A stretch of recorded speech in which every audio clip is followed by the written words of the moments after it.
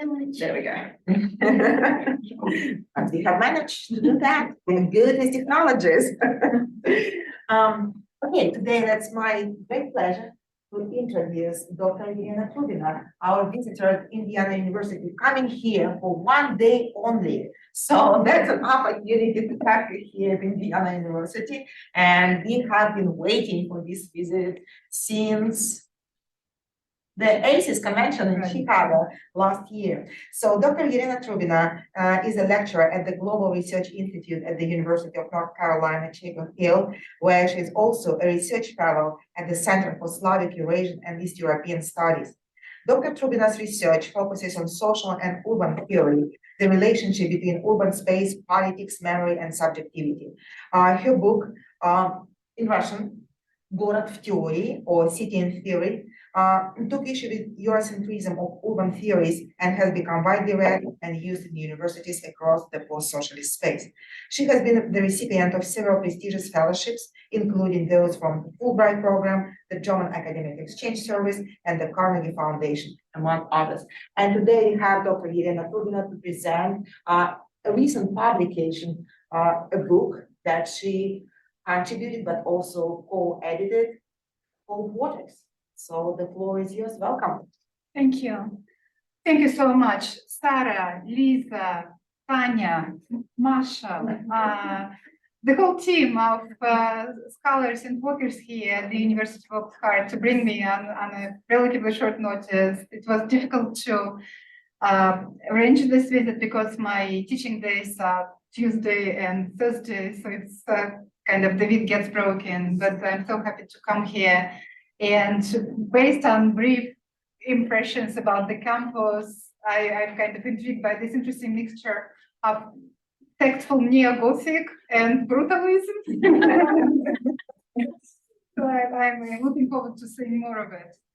So a few words to explain my title, Cold Waters and the New Cold War, and apologies for the last-minute addition of the New Cold War.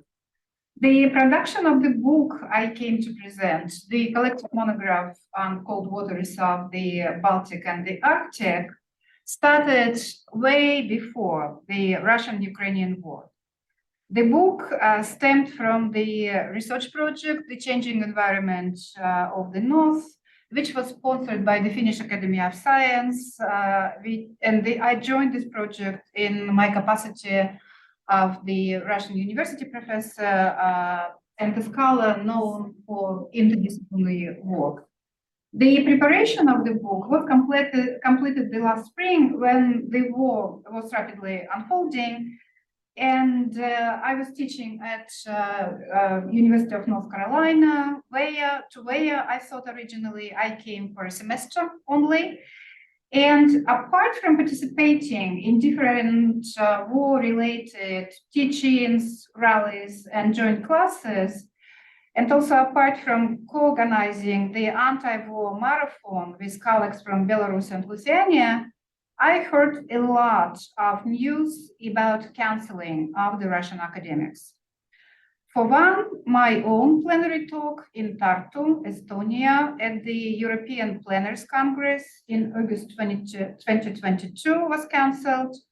As you perhaps know, the Baltic countries and Finland took particularly active stance against the Russians to an extent that colleagues at the Finnish universities were strongly advised to cut off all connections with the Russians, both institutional and in some cases even personal ones. As a result, I feared, oh, it's not moving. I know. Yeah, as a result, I feared, although it was obviously not the main my fear at the time, that the Finnish colleagues, in spite of sympathy and respect toward me, will be forced to expel me from the editors of the volume, and also one Russian colleague on a fellowship in Poland at the time from the contributors.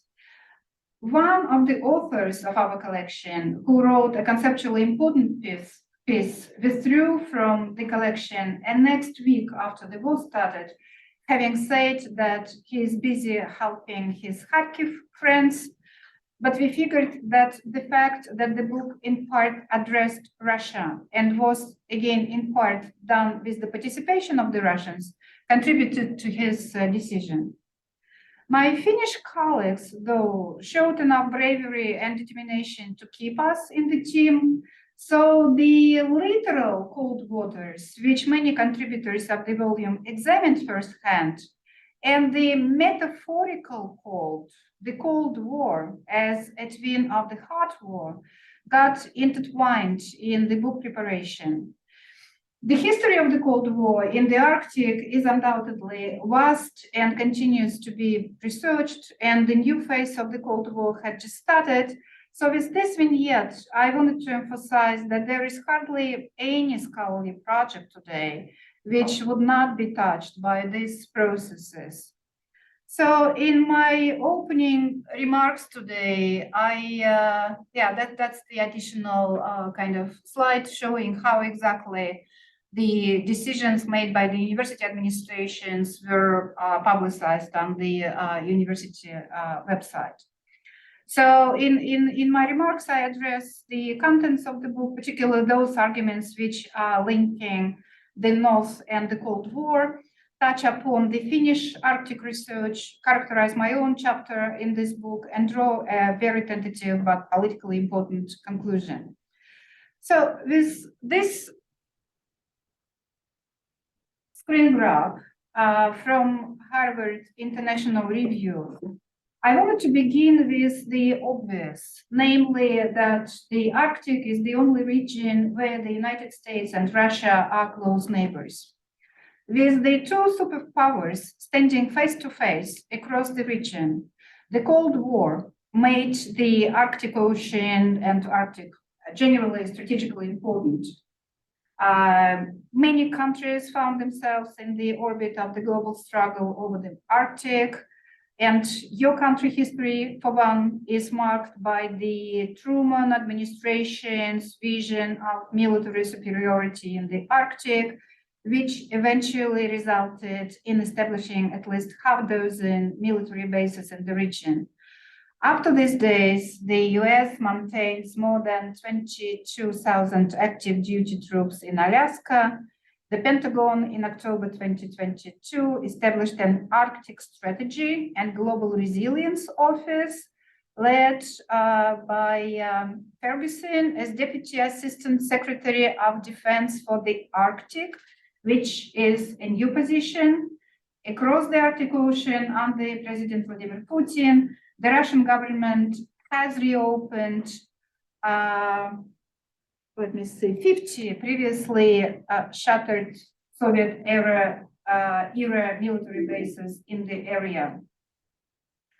So when the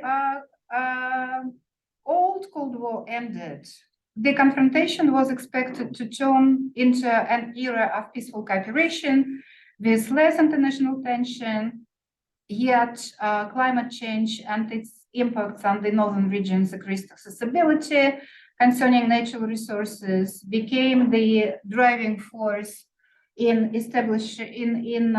maintaining the Arctic as a field where, to quote Jason Dittmer, geopolitical actors allegedly scramble to re-territorialize an opening Arctic space, and especially the Arctic Ocean, in pursuit of national security interest and resource competition, end of quote. Initially, quite a lot of international joint ventures emerged on the economic side, and there were attempts to strengthen Arctic governance, international Arctic governance. So this situation rapidly changed in 2014 in the aftermath of Crimea annexation, alongside increasing tensions between Russia and the West. Moreover, the war in Ukraine threatens to bring Arctic back to its Cold War role as a highly strategic and militarized zone. Academics and policymakers increasingly reflect on this change. And to give just one example, perhaps two, this is the event held by the Wilson Center just yesterday. There is one more recent material with a very telling title. So obviously we are witnessing a loss of cooperative spirit, and importantly, in response to Russia invasions of Ukraine in February 2022, the 7 members of the Nobel Peace Prize nominated Arctic Council protested Russia's chairmanship, which was supposed to last from 2021 to 2023, announcing a temporary pause in their participation in all council meetings. I will return to this predicament and its epistemological consequences while drawing my conclusion. Despite the changing geopolitical scene, climate change and receding sea ice are game changers that have come to stay at the center of debates concerning the Arctic. So this is just a beautiful photograph, but more importantly, recent study conducted mostly again by the Finnish scholars, in this case, Finnish meteorologists, found that instead of warming at around twice the pace of the global average, as has been commonly cited, the region is actually warming at an astonishing 4 times the speed of the rest of the world. The permafrost that makes up much of the far north of Canada, Russia, and Alaska is also degrading. And again, one recent studies. Oh, I missed one.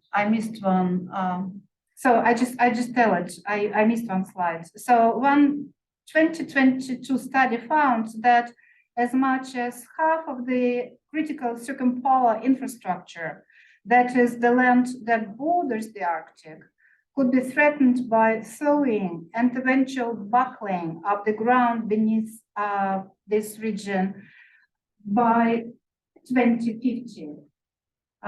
These scholars, I quote here again the team, I'm sorry, I just recently found it and forgot to include the slides in the latest version of this set. So the scholars, again, the team comprised from the Russian and Finnish colleagues, they found that in some far northern Russian cities, 80% of buildings have already sustained damage because of the permafrost melt. Quite alarming. And this actually I want to emphasize again. So if you look at the lists of the authors that came up with recent estimates and analysis, you find this combination of the Finnish and Russian names. So with this, I want to say that our collection is hardly unique in this regard. The collaborations that formed decades ago are in jeopardy today because of the ongoing war, and I'll return to this closer to the end. So to continue with the main narrative of the book, we also reflected on this narrative rather critically. What needs to be said is that what makes today Arctic situation very interesting is that resources previously unattainable have become attainable. Unusable routes quickly became usable for several months as a result of climate change. With the abundance of natural resources, this accessibility provided the impetus for many nations to increase their military and economic presence in the region. Apart from the Arctic 5, the nations with the Arctic coastal area and an exclusive economic zone extending into the region, that is Russia, Canada, Denmark, and Greenland. There are also Arctic nations, Iceland, Sweden, and Finland, that lack an Arctic coastal area. This nation, and to a growing extent, China, consider the Arctic endowed with strategic significance and thereby of national interest. Increased access to the Arctic amplifies its exploitation by resource extraction or introducing new transport lines. And the risks such as climate change, oil extraction, and shipping will also increase from the ongoing militarization of the region. So the growth of the region in the Arctic and northern areas more generally is also visible in the global media as spectacular events staged by various human and non-human actors, such as the hoisting of national flags on the ice, planting them on the seabed, and the melting of polar sea ice. And the most notorious example of this is that in 2007, a mini submersible placed a titanium Russian flag on the Lomonosov Ridge, 2.5 miles beneath the North Pole.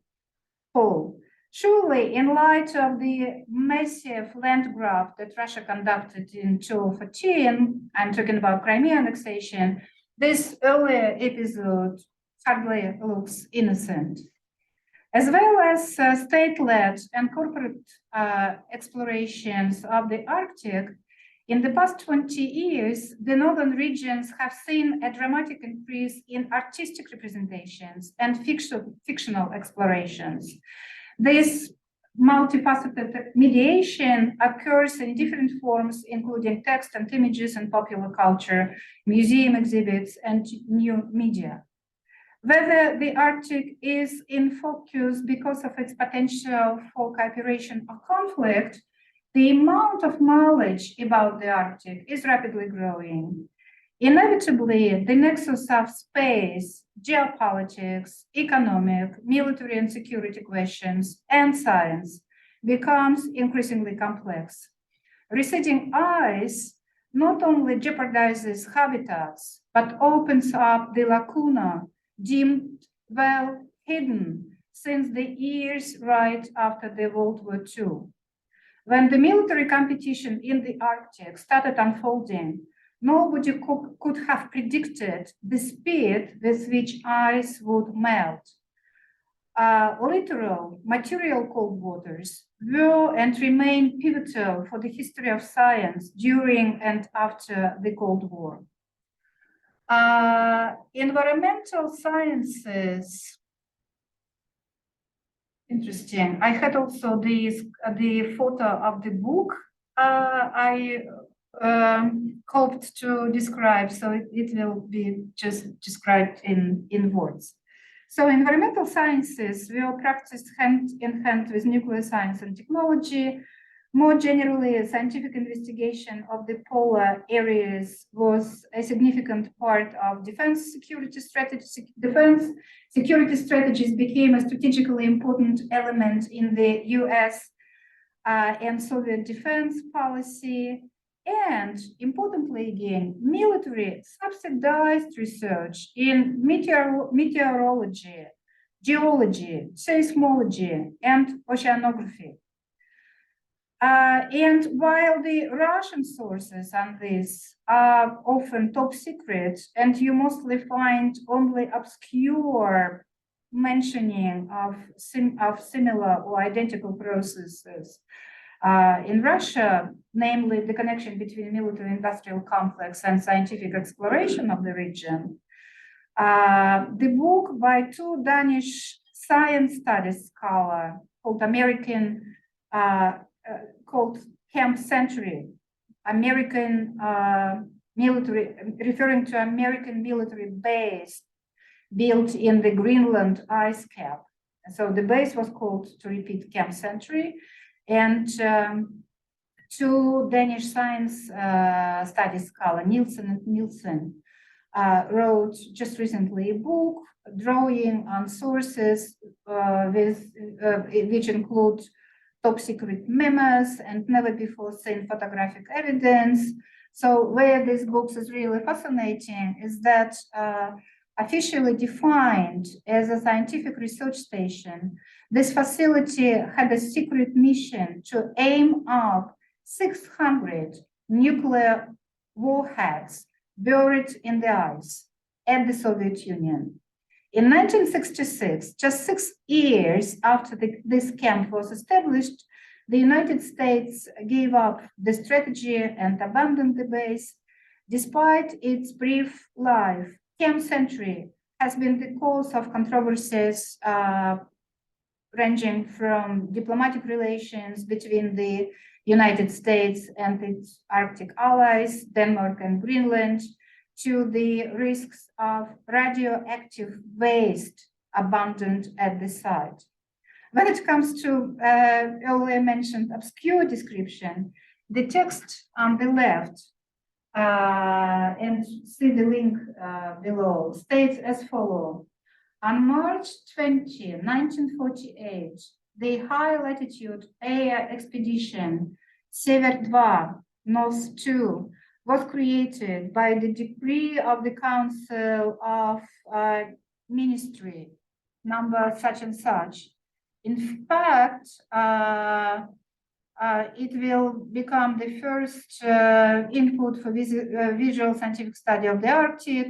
The thematic plan of air expeditions in high latitudes under the code name North Sever included the task to study the sector of the Central Polar Basin, which again included a complex of oceanographic, geographic, and meteorological observations, a study of atmospheric physics, geomagnetic methods of air navigation in high latitudes, conditions of operation and landing of combat aircraft on light, medium, and heavy types on drifting ice. Since I mentioned the Danish scholars who put together a very intriguing and sharp book on this Camp Century, I now jump to their neighbors and briefly characterize the Finnish Arctic studies, which I got to be very partially familiar with through my work in the joint project of Tampere and Turku universities named The Changing Environment of the North. So many of you are familiar with humanities scholars' numerous attempts to make their field more appealing to both grant givers and parents of prospective students. Digital humanities is one of these developments. In my view, the Finnish scholars in humanities and also social sciences successfully capitalize on the popularity and prestige of the Arctic studies and Arctic more generally, while bringing their own national and professional perspective. Scholars working in social sciences, as you see on the slide, try to come up with the arguments and theories providing a counterpoint to ubiquitous geopolitics of the Arctic, and mindful that geopolitical lenses tend to prevent people from seeing many other interesting aspects of the region's development.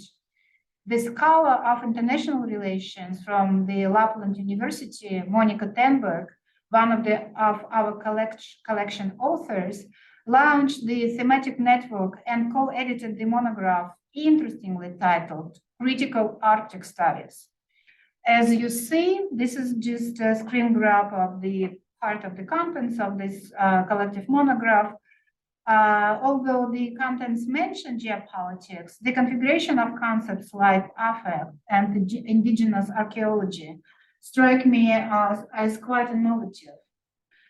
Slavic studies scholars and English and European literature scholars in Tampere and Turku universities, led by my good friend Arya Rosenholm, with whom we did 3 books, all in the past now, in doing this collection, built on their long-term interdisciplinary work that importantly allowed them to give fellowships using the Finnish Academy grant money to a great number of PhD students.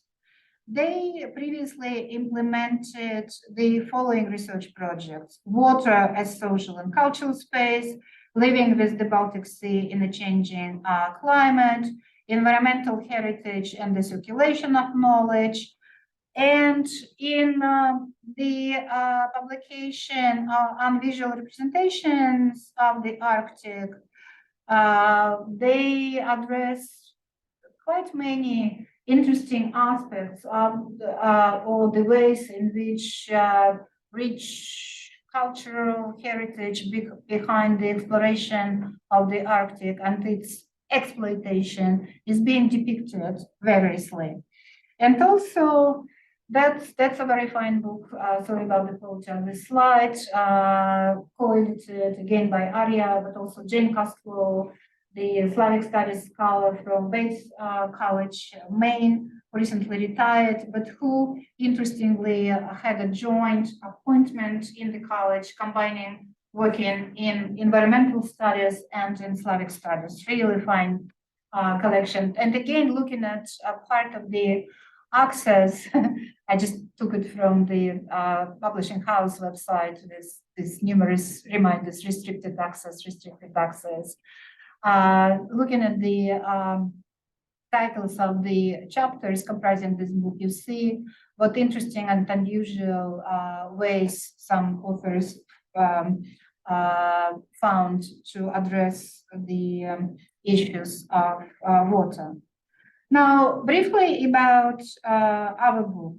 Contributions in this volume are mostly case studies covering environmental issues, Arctic-related international water governance, animal history and history of science, and literary and visual representations of the northern seascapes, including the region from the north of Scandinavia to Northern America and Russia. 5 chapters of the book are devoted to the Russian Federation that has the Arctic Ocean's largest seascape. The Russian case, among others, enables us to speak of the North as a transnational zone. And so what I think makes our approach quite interesting is that we speak about the multiple Norths in the book, and each chapter advocates its own understanding of the northern waters, waters in cultural, political, economic, and environmental life. As I already said, the book is interdisciplinary project combining methods from cultural geography and research on the human and non-human environment, as well as literally film and cultural studies. So now I briefly address my own chapter.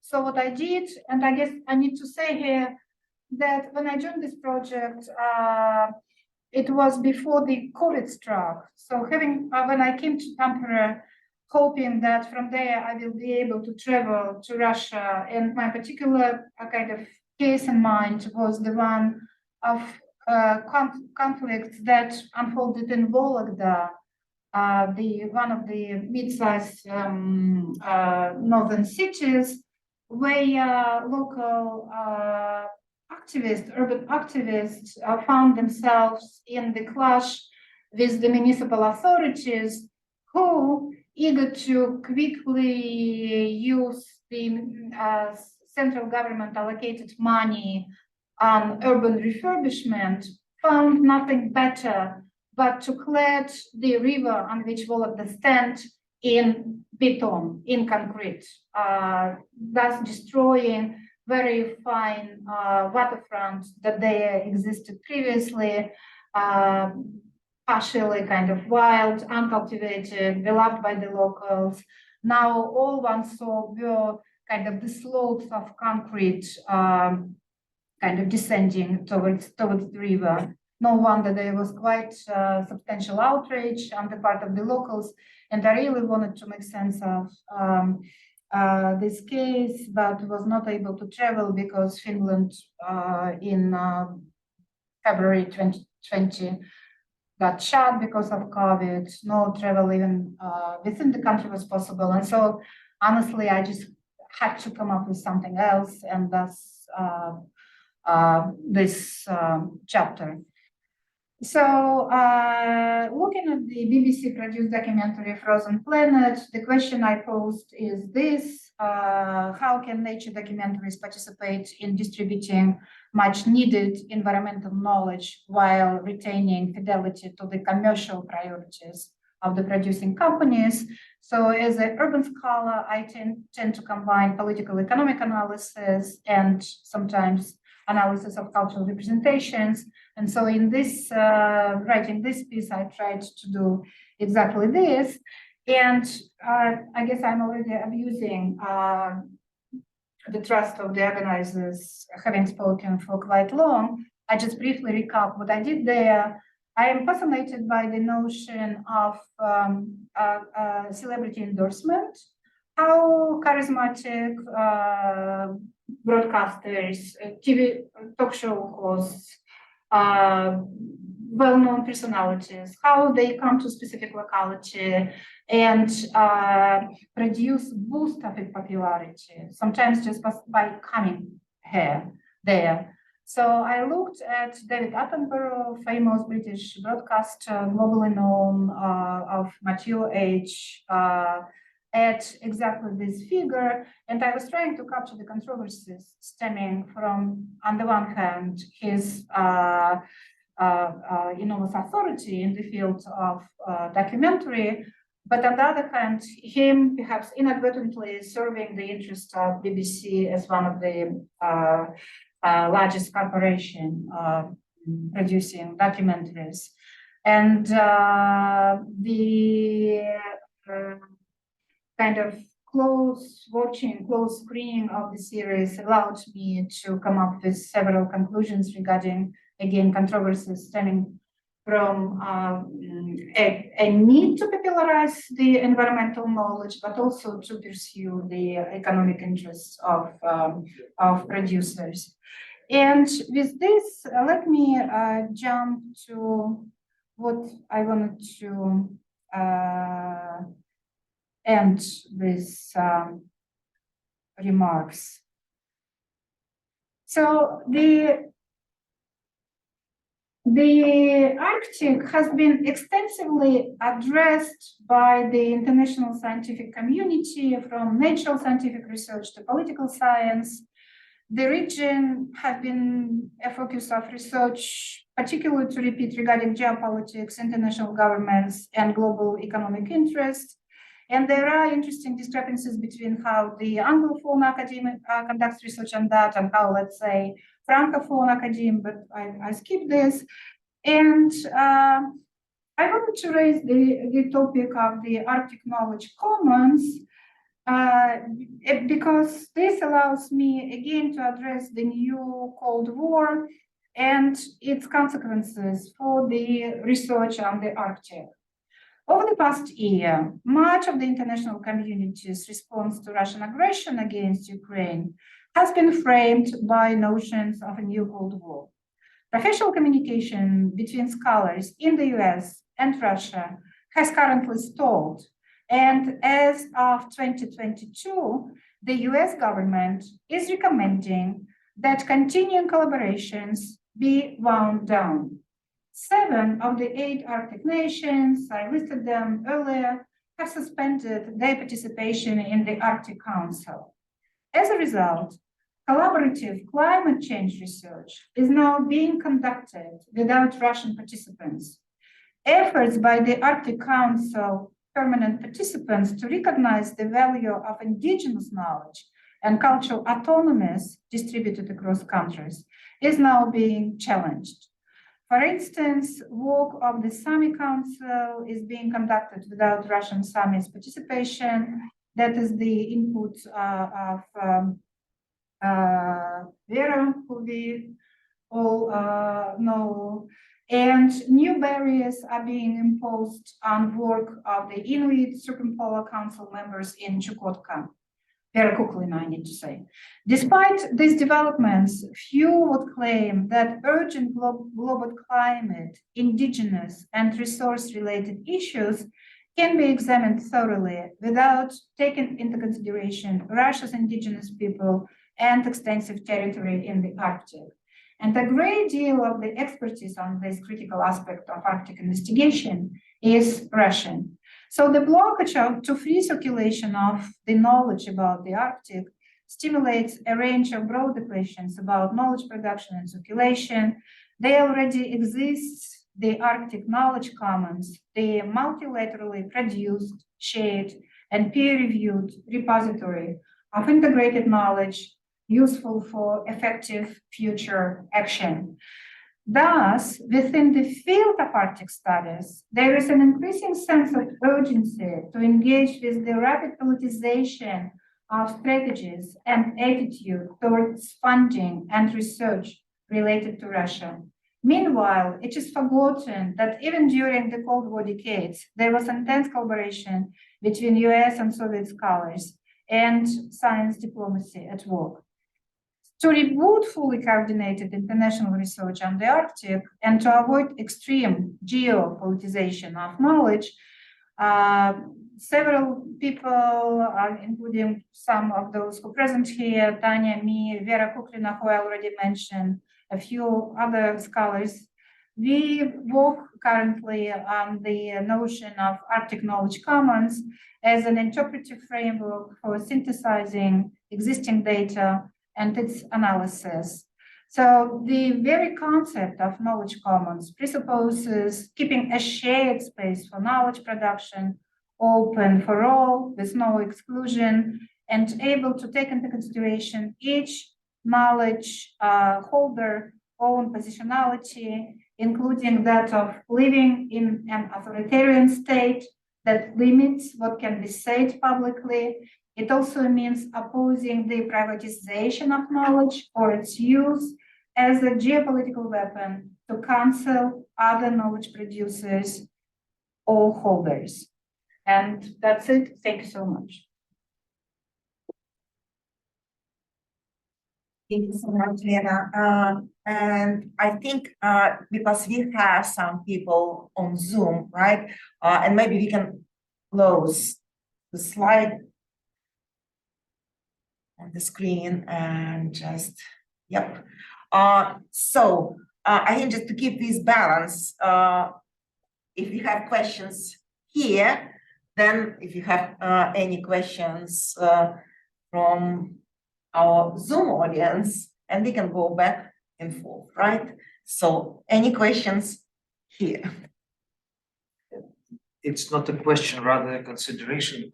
Thank you so much for your presentation. And while I will be delighted to read your chapter of the book, and I was thinking about this idea that a documentary presentation and how it is related to political things eventually. I was thinking not only about documentaries, but about large-scale shows like Fifth Gear or Amazing Race that have a tendency to choose very special landscapes. And I can recall the story because my elder son is working as a TV producer. And during the pandemic, a big project was canceled in the Arctic, in the Murmansk province. He was about to organize the Amazing Race filming there.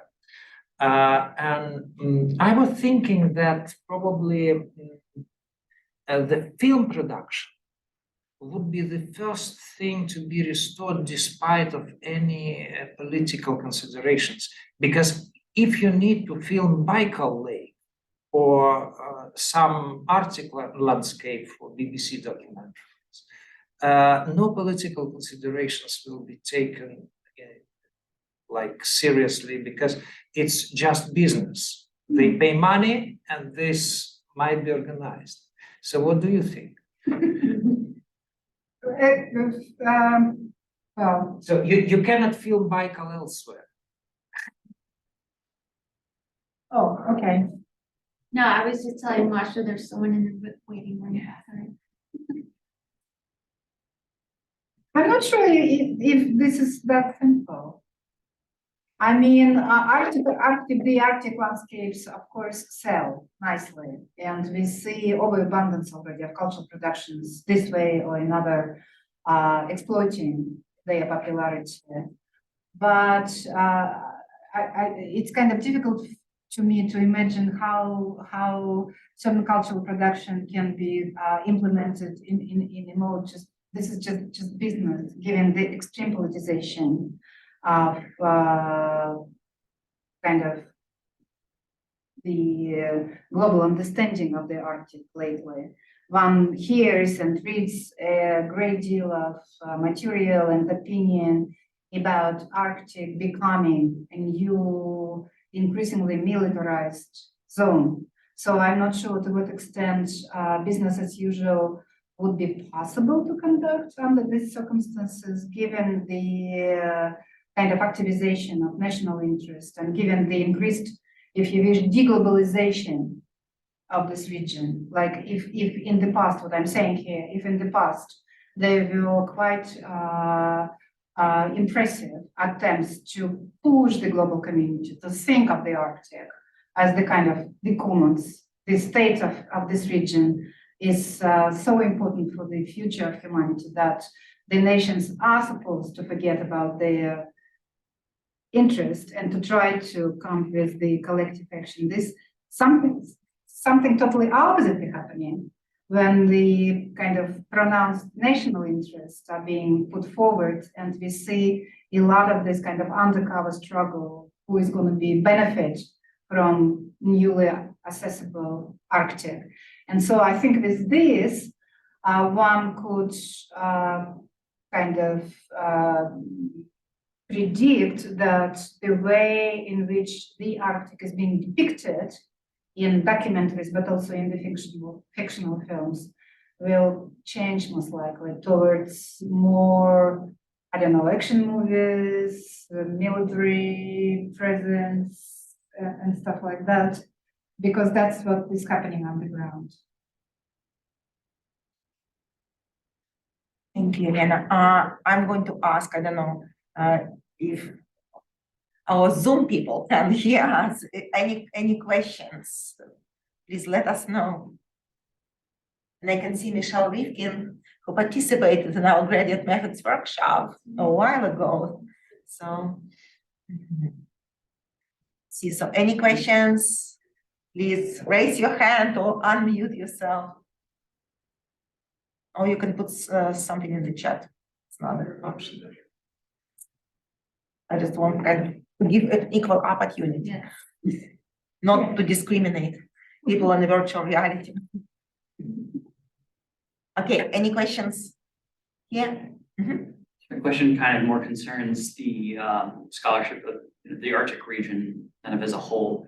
You're talking about like the Arctic as a commons, and I noticed that a lot of scholarship that you're talking about concerns countries that are physically closest to the Arctic.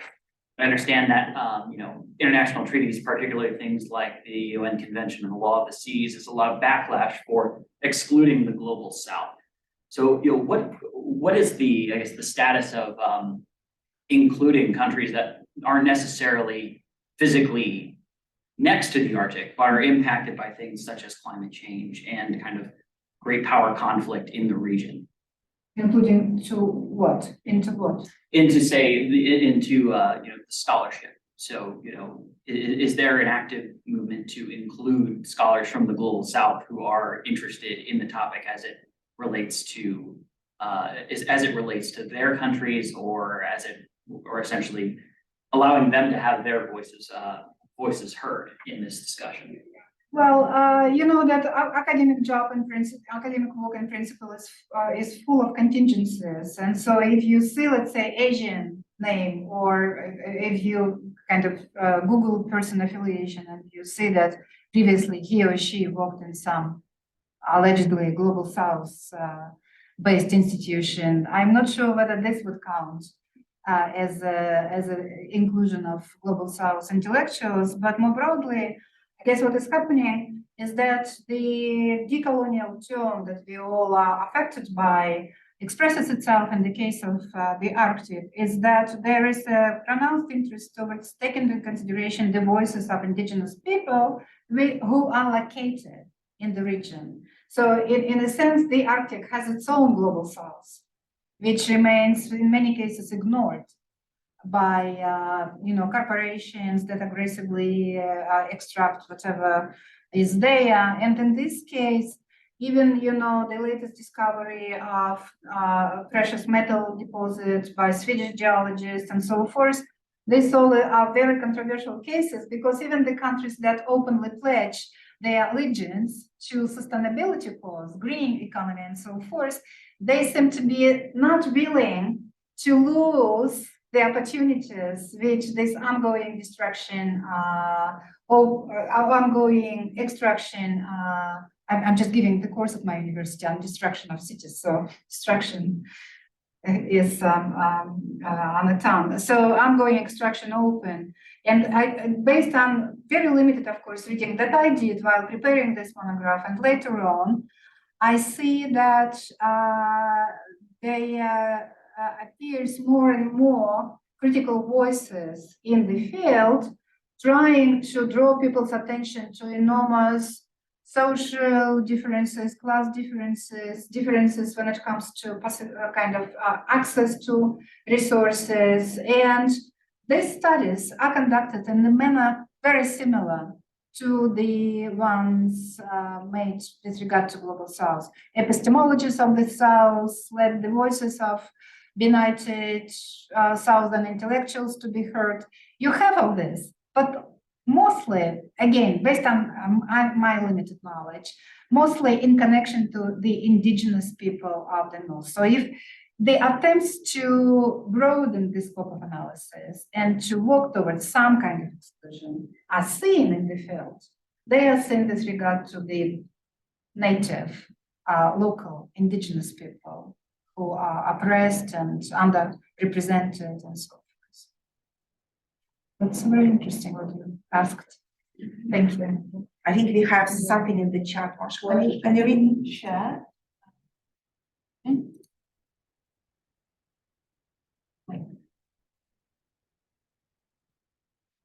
There we go. Question from Michelle Rifkin-Fish. Thank you for this wonderful talk. I'm wondering about the experiences of indigenous communities living in the northernmost regions near the Arctic. Have their concerns been recognized and represented? I actually just was talking along those lines, but I also want to add that as an anthropologist, Michelle, you know yourself that the anthropology of the Arctic, of the North, of Lapland is quite a thriving field, and there is a group of very devoted scholars who worked for decades to make sure that the experiences of indigenous people are recorded and taken into consideration. But I guess the difficulty we encounter here is that just like in many other cases, anthropologists work hard. They do their thorough field work. They talk to people, record their experiences, publish their books. But then one witnesses quite pronounced gap between the knowledge that is kind of taken into consideration by the expert communities and political bodies, and this fragile, poetic, political knowledge which is produced by anthropologists. I think the matter here is not the lack of knowledge, but if you wish two kind of configurations of knowledge or two types of knowledge that almost exist in parallel. And the decisions made by political bodies, by the governments, are often made without examining, consulting people who are specialists in the indigenous communities. At least that's my understanding here.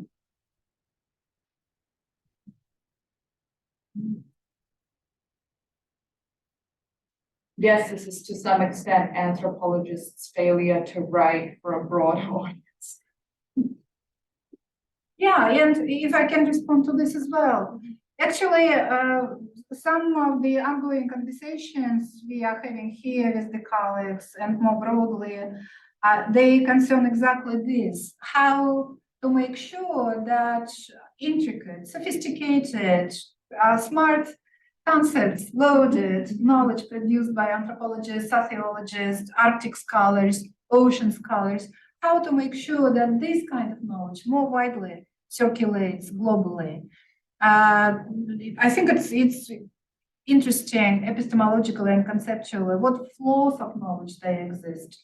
And in my understanding, again, based on scanning rather than reading, what is happening is that geopolitics reigns. whatever source you these days consult about the Arctic, it's mostly about extractive industries, who came there first, what's gonna happen, will China intrude, stuff like that. And this happens at the expense, this kind of ubiquity of geopolitical lenses at the region. To me, it already has quite detrimental impact, namely that the voices of local citizens, whether these are urban inhabitants of Norilsk in Russia or what's left of indigenous communities in Lapland or elsewhere, these voices are often being ignored. And so how can it be done in principle that this kind of knowledge is circulating more broadly? I think it's a very important political even task.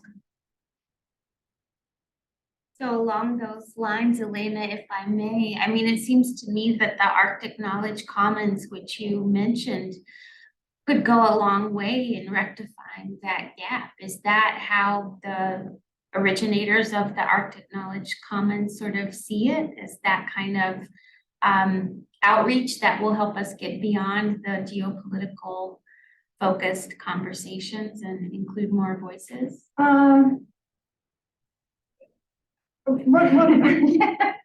So Tanya, me, Vera Kuklina, and several more scholars from George Washington University, where, as you know, there is an Arctic Studies Center. We try to put together something. It's really just a broken, kind of at the very, very It's very early work in stage, progress, but whenever it this is. is where our interests meet. And so the consultations about where you can go in principle with this Arctic Knowledge Commons are very preliminary. We haven't yet even finished the draft that I penned. So what I finished with is the stuff that I penned and sent for circulation. But where it ends up, we don't know at the moment because we kind of combine jobs, and Arctic, as it happens, is just one of the interests that we pursue. And so I, for one, have enormous inferiority complex towards those people who really spend a lot of time underground, talking to people. I don't have this experience. And so I am trying to be respectful of the expertise that many other people kind of painfully obtained as they conducted fieldwork while it was still possible. But what is interesting here, again, conceptually, epistemologically, politically, is how you continue working with increasingly closed concepts. Okay, Russia is inaccessible now. Arctic is increasingly accessible, but Russia, who can go there and in which capacity? How the collaboration between whatever scholars and Russian scholars who stayed in Russia can be continued. This is very important. And particularly when it comes to World Squad based in the northern cities, there was a wonderful, wonderful research conducted by a bunch of Russian geographers, Nadezhda Zamyatina for one, but how it can be continued presently. What will happen? So I'm really fascinated with this kind of the consequences of neoconservative backlash, self-isolation of the country, because I really do believe that whatever needs to be done, whatever is possible to do in order to prevent kind of carving out of Russia and Russian scholars from this ongoing global research on the Arctic really needs to be done, because otherwise it would be, I think, devastating for, again, for the global community. This region is too important to be ignored for sheer political reasons. I would like to add to it just one thing, because as we speak, right, about inclusivity of different voices, and speaking of the Arctic, it's not just about the Russian scholars being there. I mean, if you look at the so-called the Russian Arctic, it's interesting how we operate all these geopolitical concepts, right, defining the borders and belonging there. But if we speak about indigenous communities living there, right, and if we going back to the conversation about how their voices still should be heard, right, and included in the conversation, that's not a very difficult question. And like I know that recently one project about women in the Arctic, and it was a question, okay, women in Iceland can be heard there, right? Women from Alaska can be heard. How about women in the Arctic living in Russia now, how their voices can be heard, right? And how they can be included. I think it's a really important issue now, and a question that has to be addressed, right? It's not just about, okay, we're closing the border and we wait for the better times if they come. But if I may just kind of, I would love to kind of, I think it's very important note, even kind of to finish this conversation. I have another question, jumping back, because you started to talk about different cultural representation and the impact, kind of scaling back to the question of Ilya about film production. You're speaking of your chapter, and you said that in this BBC production, can you a little bit elaborate on that? What exactly view of the Arctic? So people watching documentaries, right? Like all these channels about nature and landscape, and looking at all these wonderful landscape photographs just floating in the internet, right? And Instagram and whatever.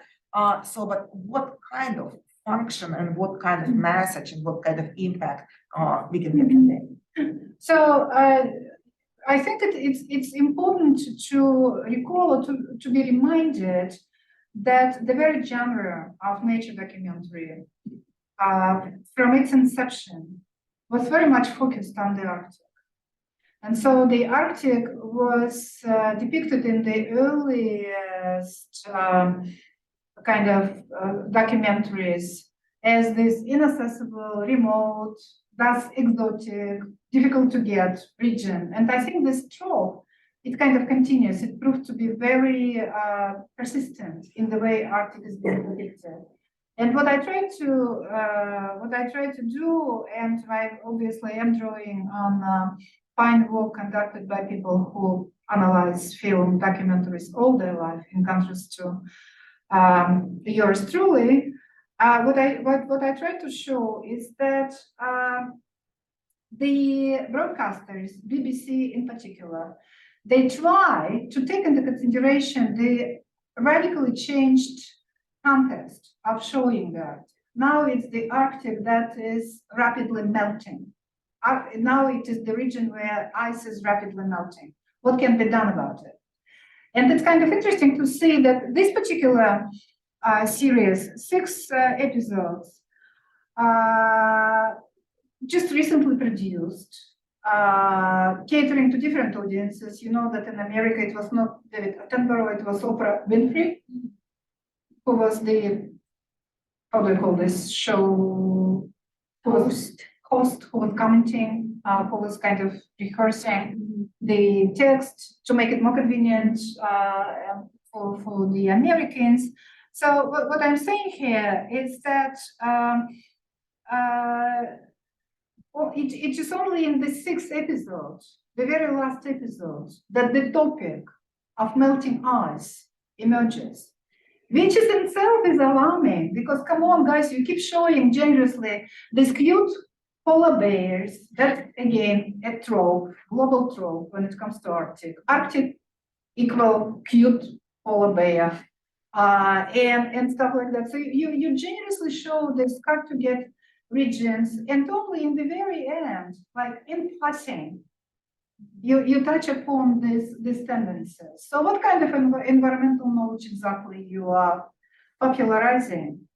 And in my understanding, what we witness is the obvious desire of producers to capitalize on the ongoing kind of exotica. People are interested in to see places they never will be able to visit, apart from wealthy tourists who come to watch melting ice in real time on the ships. And now it's become more and more popular. And so I was reluctant to kind of to picture this series as a failure when it comes to environmental consciousness raising, but I was close to making this conclusion.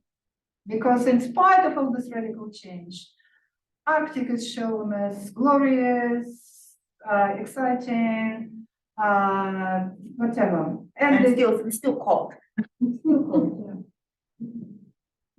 Yeah, it was like a recent discussion, right? When this short documentary produced by Arbugaev, The Whole Out, right, for the short Oscar program. That was the recent discussion that this film can actually provoke more people to come to this place to see, right, this place, because now it's becoming more popular. And now from the environmental point of view, people say, actually, it would be too dangerous because this place, if you have just crowds of tourists coming there, you will destroy this place. So in this case, this documentary actually can play quite opposite role, showing this. So it's very interesting conversation about how we can use this knowledge, but also what kind of impact the documentary or film production, right? Yeah, that's an excellent point. It actually can be even taken a little further. Okay, I mean, we habitually repeat this phrase, consciousness raising, conscious kind of environmental awareness raising. But so what, one is tempted to ask? Even if there is substantial awareness of climate change and its consequences, the issue we are facing here is of such enormous complexity that one wonders what is the next step, particularly in the face of the rapidly unfolding deglobalization. There is a sense in which all countries are just, clinging to what they are, legitimizing the governments, making sure that the national interests are efficiently pursued. And in the context of this kind of folding apart what seemed to be more or less unified by globalization world, what kind of collective actions can be conducted? But this may be too kind of melancholic question too. On the other hand, like we organized the Arctic film series here at IU last fall, and we were looking like for the film selection for this screening, and we did come to the agreement with IU Cinema. We showed two films about the Russian Arctic, so it was the topic for the Russian Arctic to be shown in this series, and then several people asked me after the screen, why all films about the Russian Arctic are so depressing?